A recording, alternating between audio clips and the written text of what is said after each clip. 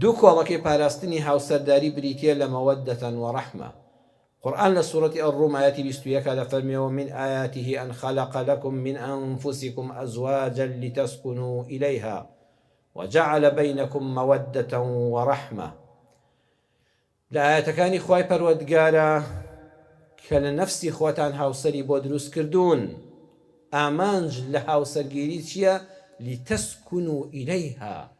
ئامانج سوکنایە بەچی ئارامی و حەوانەوە و ڕزگار بوون لە ماندووبوون و شەکەتی دێتە دی و کوڕ و کچ لە پەنای یەکترا دەحەوێنەوە و دەحەسێنەوە بە مەوەدەتەن و ڕەحمە. دوو کۆڵەکەیە. مەوەدە بەڕێزان بۆ سەرەتای گەنجێتی کە سۆزی دڵ هەیە، عەشق هەیە، خۆشەویستی لە نێوانی کوڕ و کچی تازە لا و تازە پێگەیشتوودا هەیە. بەم مەوەدەیە ئەوەندە یەکتری